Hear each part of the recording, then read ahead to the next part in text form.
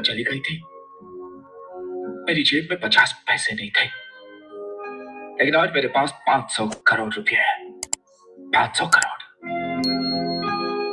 जानती हो 50 से 500 करोड़ का सफर मैंने कैसे तय किया होगा?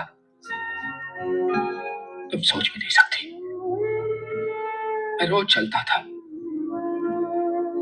चलते चलते थक जाता था, गिरता था, उठता था, जख्म भरते थे,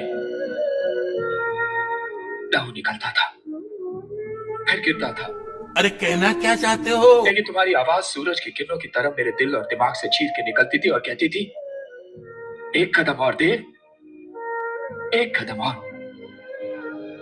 फिर कदम से कदम मिलाकर मैंने 50 से 500 करोड़ का सफर तय किया।